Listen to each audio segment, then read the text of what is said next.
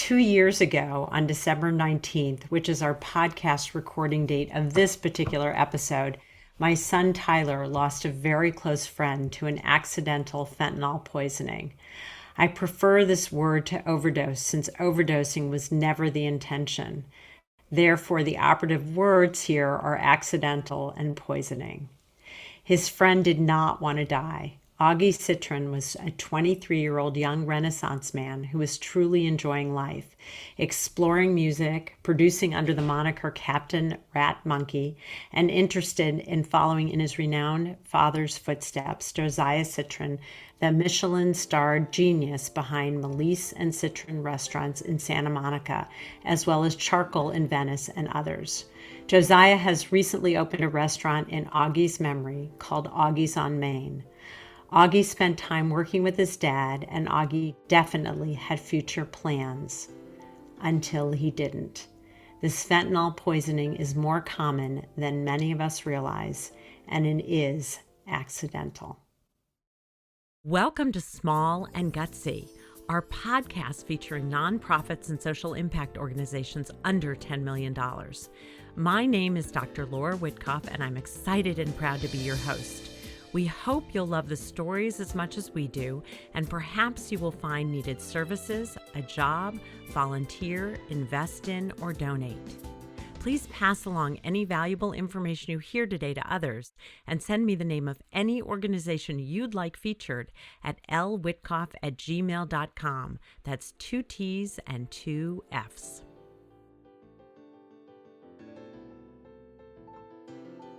There is a true catastrophe in our country where youth and young adults are the casualty. Our youth are dying at an alarming rate. What's worse is that it is all unintentional. I'm not talking about death by suicide, which is also an epidemic, or school shootings. I'm talking about teens and young adults taking drugs to manage their own mental health or for recreational use, experimentation, that are intentionally laced with fentanyl. These drugs look like the other drugs, so it is a roulette gamble. Overdose deaths involving fentanyl are on the rise among American teens. According to experts, contributors to this increase include mental health effects of COVID-19 and the proliferation of fentanyl in the U.S. street drug supply.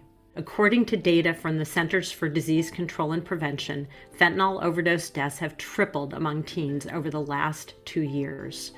Black teenagers in particular have seen a 5-fold increase in fentanyl overdose deaths in recent years, demonstrating a notable shift in racial demographic trends. Fentanyl is a synthetic opioid that's about 50 times more potent than heroin.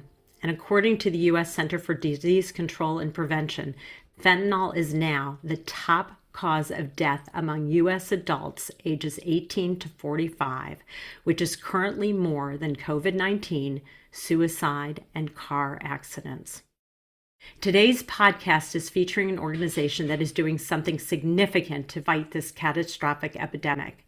Stop the Void was formed to bring to the public's attention through education, awareness, and legislative advocacy the immediate danger of sudden death associated with the use of illicit drugs laced with deadly fentanyl. Their purpose is to educate youth about the danger of a sudden death associated with fentanyl poisoning. They have created educational materials, public service announcements in the form of documentary-style films, which quite honestly are very hard to watch, but incredibly important. They have talking points for educators and parents. Their ultimate goal is to educate everyone about fentanyl poisoning and about the dangers that abound on social media platforms where many of these drugs are purchased. One of their key strategies is to get into every school system to share information. Their website has stories of living victims, usually the loved ones left behind. I am truly honored to introduce my 2 guests today. Jaime Puerta, president of Stop the Void, and Void stands for Victims of Illicit Drugs, who is a United States Marine Corps veteran. Jaime also sits on the advisory board of ACCO, the Alliance to Counter Crime Online. Jaime became involved in the fight against fentanyl when his only son, Daniel, passed away due to fentanyl poisoning on April 6, 2020. And Secretary of the Board, Steve Filson, who served in the U.S. Air Force and had a 31-year career with the San Bernardino County Sheriff and San Bernardino Police Department, spending 5 of those years as a narcotics supervisor, retiring in 2009. Steve became involved with Stop the Void after losing his 29-year-old daughter, Jessica, to fentanyl poisoning in January of 2020. First, let me share personally how deeply sorry I am for your losses. And what I want to share is that you're not only honoring your children's memory, but saving countless other families. And it's truly remarkable. And I'd like to add a word to that, which is truly courageous. So I'm going to take a breath before I get a little tearful, because your stories are really moving and the two of you are just incredible. So Jaime, I don't know if you want to start as the president or Steve, but introduce yourself and let's get going. Thank you so much, first and foremost, Dr. Witkoff, for having myself and Steve on your podcast. For us, it's a true honor. My name is Jaime Puerta. I'm the president of VOID, Victims of Illicit Drugs, and I'm just very blessed to have Steve Filson, who's the Secretary Treasurer of Victims of Illicit Drugs. We've been brought together through tragedy, quite frankly. In my case, anyways, when this happened to me, when I lost my son on April the 6th of 2020, and I found out that fentanyl had taken him, one of the first questions that I had asked myself is, why have I not heard of this before? And then secondly, why isn't our government talking about this? Why isn't our state and federal legislators, lawmakers talking about this? Why do we not know about this? And being the type of man that I am, with that old Marine Corps mentality, I couldn't leave it alone. And started out with some other ventures, with some other groups, but finally in May of 2021, Steve, Amy Neville, and myself started VOID, Victims of Illicit Drugs. And our whole purpose is basically education and awareness, raising awareness and educating our kids in middle school, high school, community colleges, drug prevention conferences, both in English and Spanish. And that's what we've dedicated our lives to right now. Yeah, I love actually that your website has both the Dead on Arrival, which is your documentary in English and Spanish, and all your resources are in both. And I'm impressed by that because you're really trying to get the word out. So Steve, introduce yourself. And please call me Laura, not Dr. Although I love Dr. Witkoff, call me Laura. You earned that title. So. That's okay. Fentanyl changes everything. We have to understand that fentanyl, for the first time in our society's history, is a black market drug that in minute amounts can result in a death after a single use. And when I talk minute amounts, we're talking a fatal dose is typically anything 2 milligrams and above. 2 milligrams is the size of a couple of grains of salt, a piece of rice or whatever. And before you know it's there, you're dead. Fentanyl changes everything. But for fentanyl, our kids would still be here. Daniel would be here. Jessica and Nicholas would still be here. I could deal with their issue on using recreational drugs and everything else. But fentanyl took that potential away from me. And the third premise that we work under is fentanyl is a problem that most people don't even know to exist. The COVID pandemic, epidemic, or what the heck we refer to it as, we were deluged on a daily basis with the cautions that we need to be taken on to the spread of this virus. Why are we not speaking about the spread of this poison throughout our society that's taking kids away from us? And when you say poisoning, you're absolutely right. People are being deceived to death, and being poisoned, they're being murdered. There's no question about that. If you put a gun to somebody's head and pull the trigger, you've murdered them. You're putting a gun to somebody's head by giving them a pill or another substance that they don't know has fentanyl into it. We've tried legislation. We've tried to work with the legislature to enhance certain levels of possession of fentanyl in other areas. Legislation through the state of California at this particular time is like beating your head against a wall. Knowledge is power.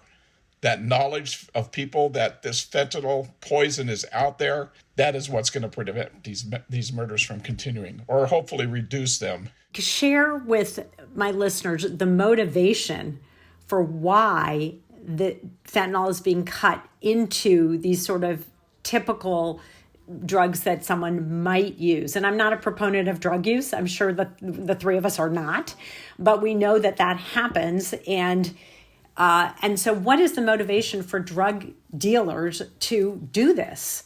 because it's so deadly. The drug dealers are not in any way, shape, or form trying to kill people. They're not trying to kill our children.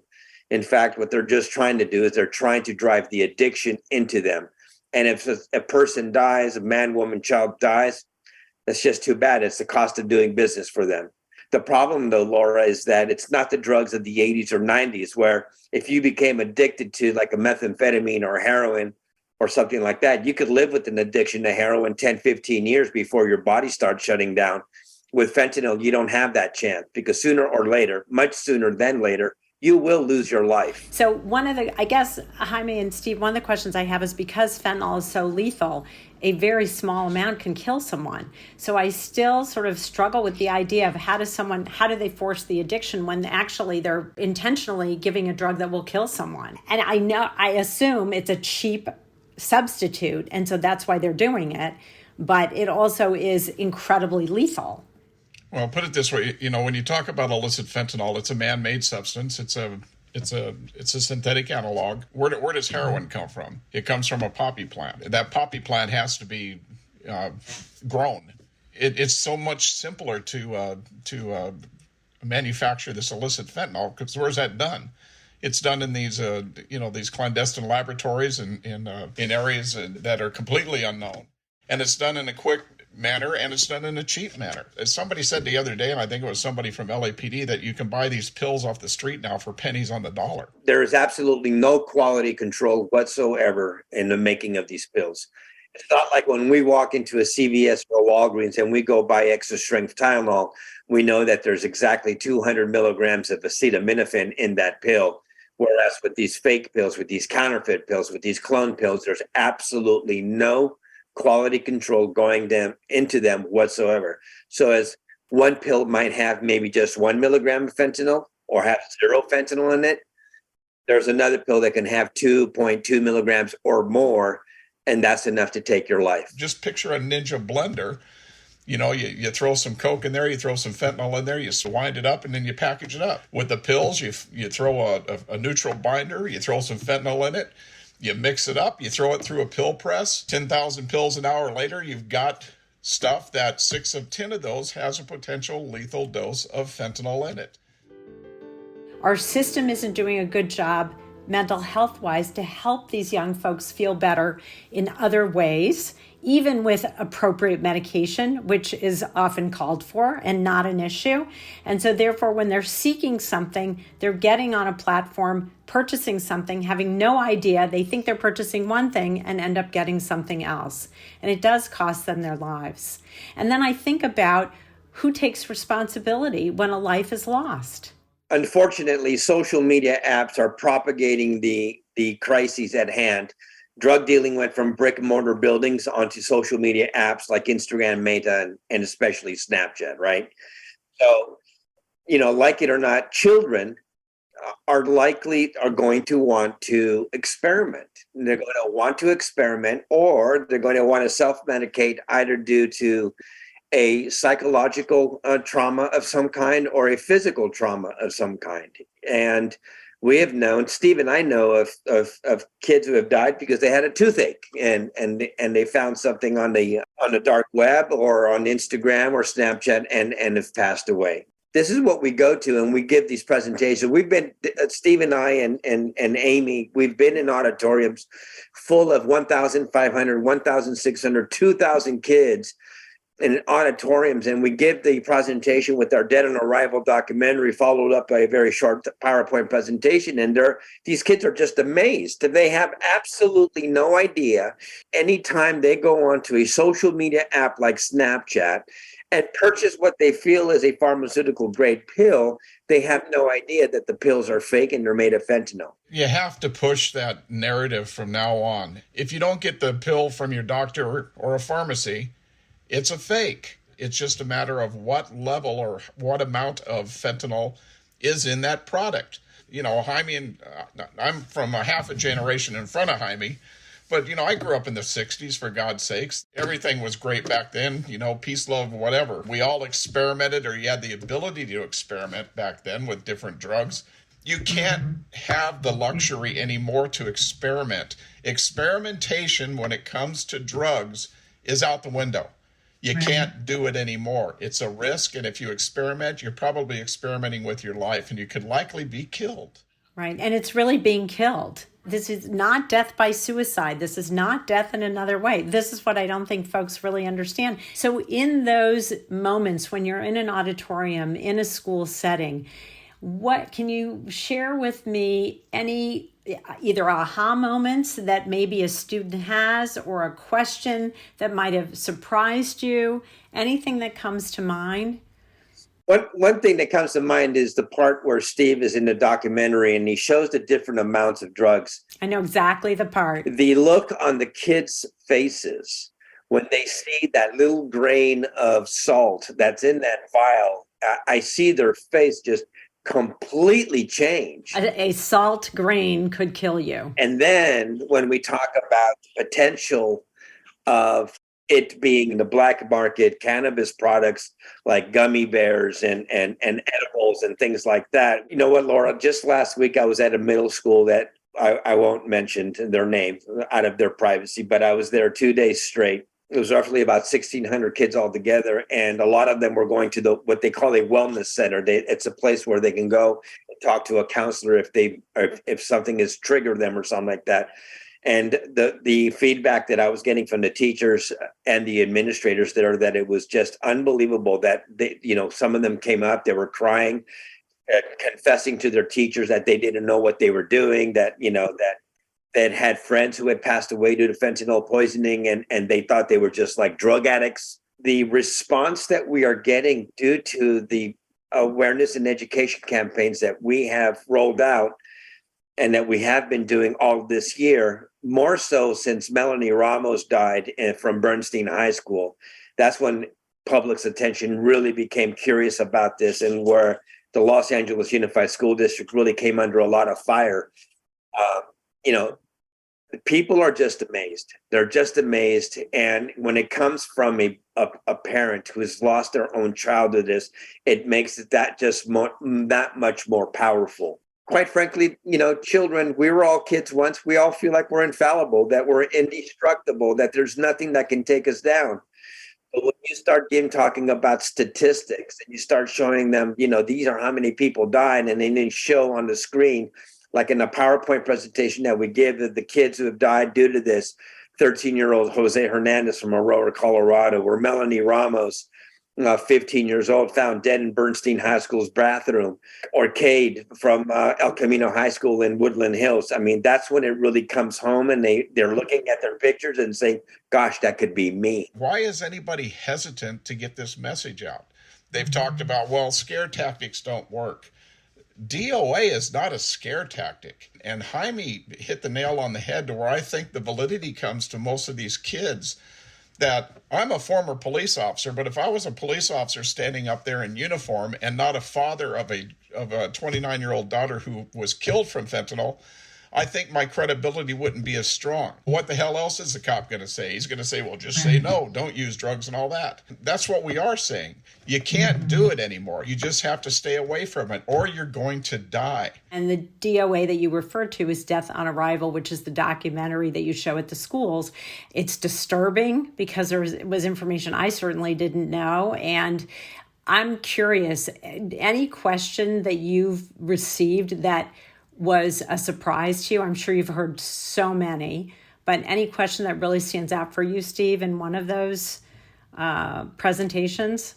The thing that surprised me most, I'm on staff at a public charter school in San Bernardino, and Jaime and the group came and gave a presentation to our student population, was just over 400 at the time. What surprised me most of all, particularly in our school, was the number of kids that were aware of fentanyl and had been affected by it personally somehow, either by a friend or a family member. That showed that, it's even more so important for us to get that friggin' message out to people. Before the presentation, before I start, we start showing the documentary, at least what I did last week for the first time.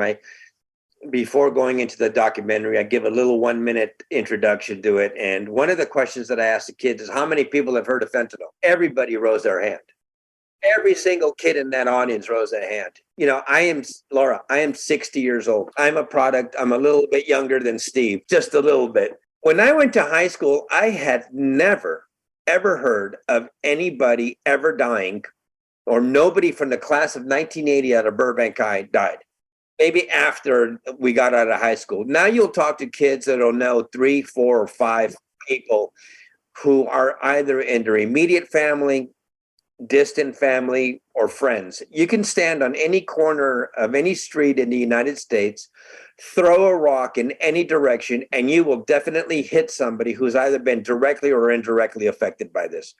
My next door neighbor across the street, Brooke, knows of 4 people in her immediate circle, including my son Daniel, who have died due to fentanyl poisoning. That's too much for a young person, a 17, 18-year-old, to have that kind of knowledge of knowing somebody who has died.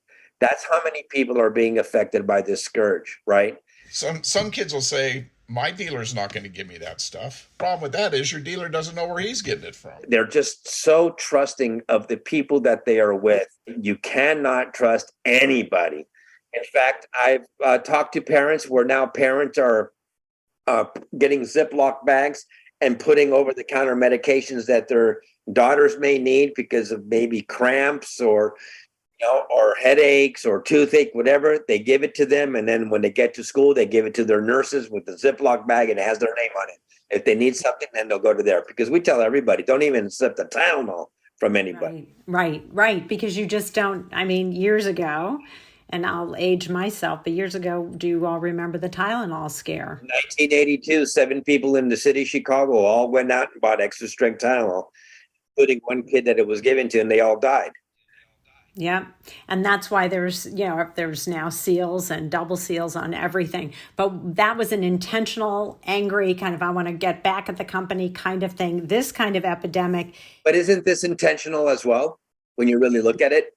Well, I personally feel it is. I agree with you. It feels like, why aren't we taking this seriously, like COVID-19 or the HIV epidemic? What does it take for huge numbers of people to die, especially our youth, for us to wake up and say, this cannot be? How do we stop this? And the other thing that I thought of is I've heard recently, and you can tell me if this is accurate or not accurate, that there's some kind of fentanyl detective strip that people are using to determine whether there's fentanyl in something or not. How are you going to test that pill? Because we always ask somebody, how are you going to test the pill? Crush it up and then run it through the pill. Let's talk about the chocolate chip cookie effect, okay? And make a chocolate chip cookie. Does that whole chocolate chip cookie have chocolate chips in every piece of it?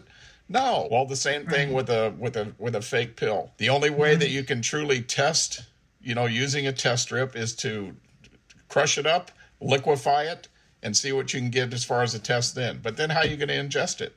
And in all reality, is some kid that wants to treat pain or is wanting to do something about their mental health and things like that, are they going to test this stuff? These fentanyl test strips, I think, give a false sense of security to people. They're not legal in a lot of places in the United States, even possess a test strip.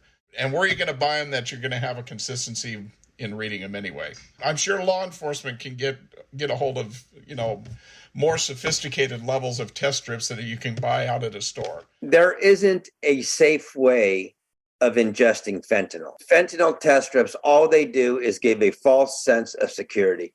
And no knucklehead 12, 13, 14, 15, 16-year-old kid is going to grab a pill, crush it up, throw it in water, and then test it to see if it has fentanyl in it.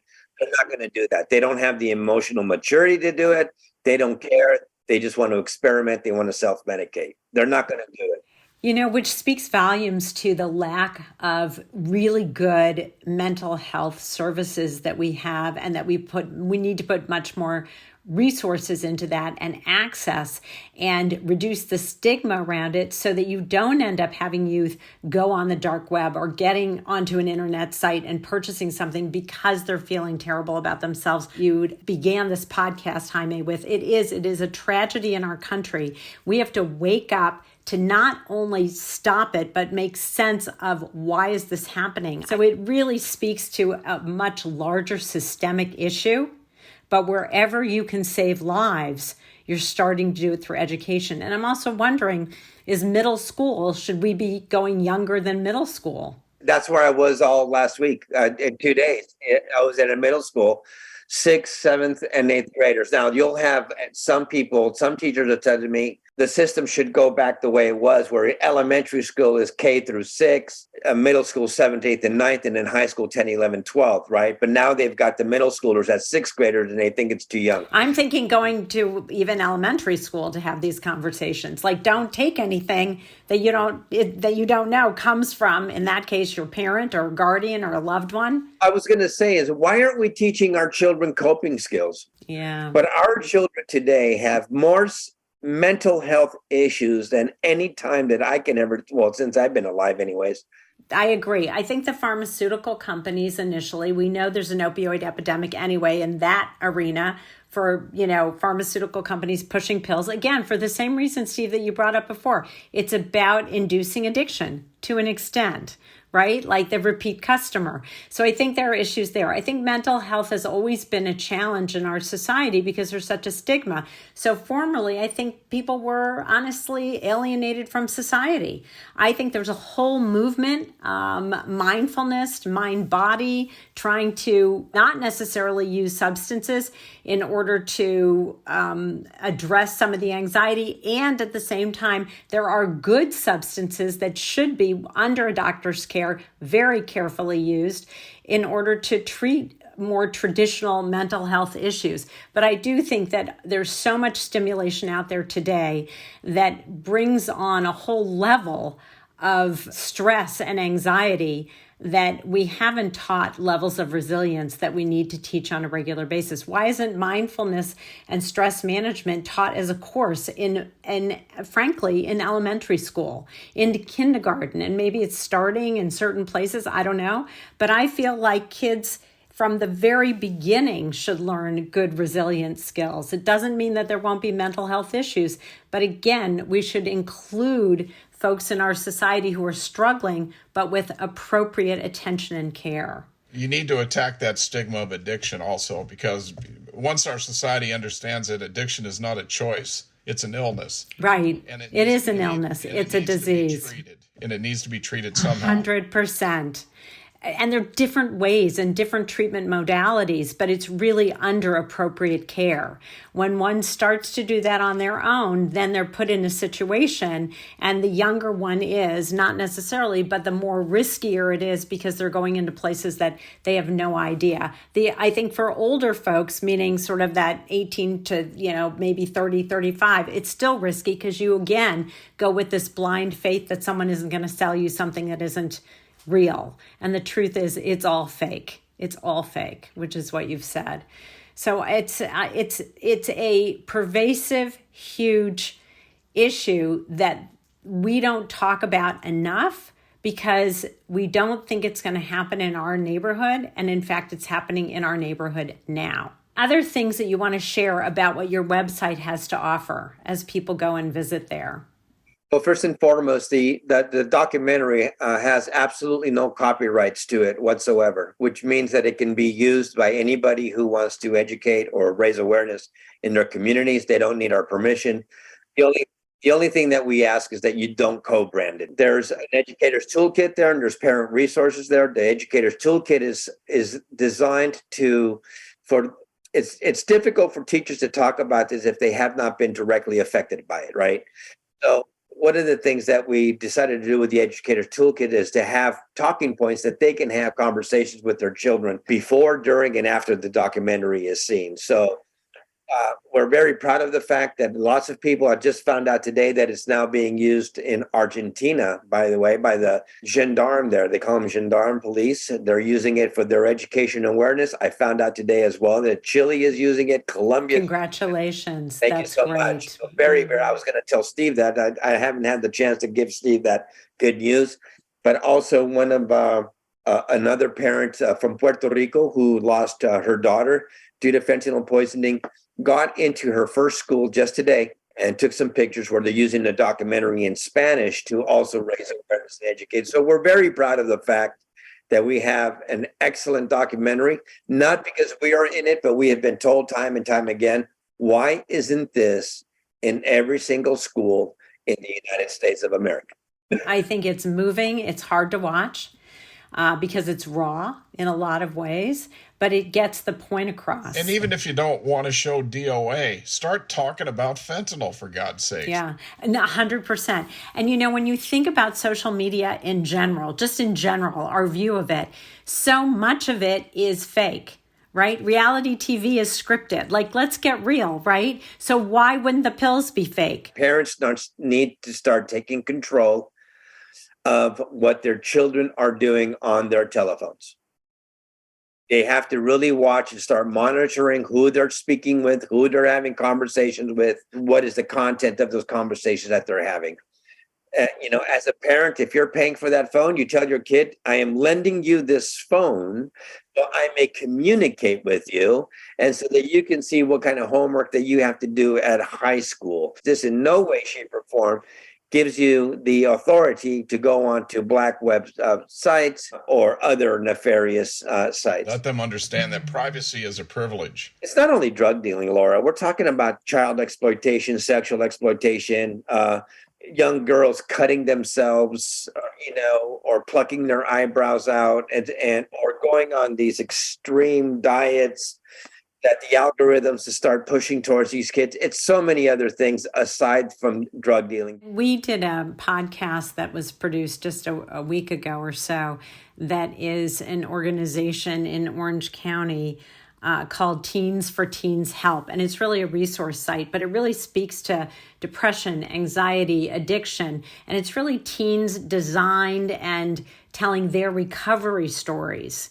And it's interesting because the thing that you're talking about is teens resist parental or guardian influence. Very often teens get into groups that then give them advice. We often as adults get advice from our friends. Usually we vet it or check it out, but oftentimes we try things that we think are safe because our friends have tried it. Teens are no different in some way. So this particular site is all about teen empowerment, but really in a healthy way. And I wonder if there's a movement for Stop the Void to involve teens in schools to create or form talking groups so they can start to really talk about fentanyl poisoning, because it is such a vicious and insipid entity in their lives, that I wonder if there's a counterculture that you can start to create as part of your organization. I don't even know if you've thought of that. We know that most schools have their ASB clubs. They have their other people that are involved in things, all the way from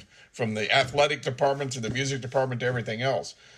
I think the most important thing, though, is to have the kids possess the knowledge of what they want to talk about. They can't talk about fentanyl unless they're aware of it.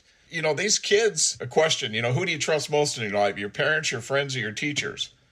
Well, overwhelming majority of those things, they trust their friends. And the friends can develop that and hopefully save a life by talking about what the danger is. So, as both of you may or may not know, toward the end of my podcast, I always have a round of quick and gutsy questions. They're meant to be fun, but sometimes we get pearls of wisdom that come out. So if you guys are ready to roll, I'm going to ask a few questions. You each get an answer. What is at the top of your wish list for Stop the Void? However, the answer cannot be money or funding. What's at the top of your wish list for Stop the Void? That every single school district in the United States of America roll out the documentary Dead on Arrival and show it to all of the students. Steve, what about you? Thanks, Jaime. Well, that education, along with private industry and corporations, open up their doors and let us in. And I mentioned private, companies and corporations. There's a lot of people out there that don't know about that in that area also. There's a lot of 18 to 45s in that private and corporate arena that need to hear this information, but getting the message out as broad as possible is our wish. Yeah, and the statistics at the CDC prove that it's like that range is to 45. So you're absolutely right. Those are great, great, great wishes. If you were to think of a song that describes Stop the Void, what would it be? Or it could be lyrics if you don't have a song in mind. No, you stumped me on that one. One comes to mind for me, but I'm not you all. Tell me. I think it's John Lennon's Imagine. I was thinking to say everybody. No. Oh, Steve, I'm so sorry. Was that on? Isn't that? I just didn't want to sound cliche, but it is a beautiful song. And there's another song that's called, and I sent it to Jaime and Amy a while back, and I don't know if they ever did listen to it. But if you ever get a chance, listen to a song called Dreamland by Bruce Hornsby. Tell me what you believe makes Stop the Void gutsy. Because it's a gutsy organization. What do you think makes it gutsy? We're not afraid of the truth. It takes a lot of guts to get out of bed, put your grief aside, and stop what you're doing and put aside your even your own personal business or your own way of making a living, funding it, and getting out of bed and getting out there and talk to 1,600, 2,000 children, 3,000 children at a time, or have an auditorium full of parents listening to you, especially when you are as shy as I am. I mean, I lost my shyness because it's the immediacy. It is the immediacy of the messaging that has to get out there about stopping these deaths from ever happening. Every new death, and I know Steve feels exactly the same way. Like, I'll be very honest to you. When I heard about this young girl, Melanie Ramos, I cried my eyes out like if it was my own son who died. And I was just so angry at Los Angeles Unified School District for not taking the lead in educating these children on the dangers of any kind of drug use whatsoever. But back to your thing, Gutsy is my fellow bereaved parents who get up on a daily basis, put their grief aside, strap up their boots and get out there, regardless of how they may be feeling, and wanting to spread the messaging and the education and the awareness of this fentanyl scourge that is decimating our communities. That takes a lot of guts. What is something that outsiders, or maybe even a few insiders, don't know about Stop the Void? What is something that outsiders, or maybe even a few insiders, don't know about Stop the Void? It's the death of our children that has brought us together. It is the bond of bereaved parents that makes it a bond that is indestructible. And from time to time, we'll be like brothers and sisters, where sometimes we'll have very meaningful and energetic conversations around this or how we should go about this. But we all love each other very, very dearly, like if they were our own brothers and our own sisters. Most people would think it's about vengeance. And it has nothing to do with vengeance at this particular point, because vengeance is outside of our sphere of influence. I can't influence the prosecution and what law enforcement is going to do. I can't influence what they're going to do in the rehabilitation and treatment arena. But what we can do is have an ability to have an effect positively on the education and awareness aspect. What I'm pushing more than anything in our world now is accountability. We as a society have to start being accountable for what's going on and care about it. Fentanyl is colorblind. Race keeps coming up in a lot of areas of discussion. It has nothing to do with anything, folks, other than people dying and being deceived to death. And as the message continues to broaden, I think we're going to see a little bit more, effective ways of getting these death rates down. Yeah, it's really hopeful. There's a lot of hope in that, in what both of you have shared. If you could get one celebrity or influencer to endorse, talk about, post about Stop the Void, who might that be? Oh, that's a good question. I'll probably say maybe Snoop Dogg, who has a huge influence in the African American community, in the rap world, where so many children now listen to their music. Somebody who has come from a very humble beginnings, and that can show that, even though you came from humble beginnings, that you could make something out of yourself. From an athletics standpoint, I love people like Shaquille O'Neal. He's always giving. He's never taking, that I'm aware of. How do you get to these people? I have no idea. So. No, but they're great choices, and we'll post, and you never know. You never know if you send them something. You never know. But, it's worth kind of hearing from your perspective. If you could get someone behind you, look at what a world it would do, because it would change people.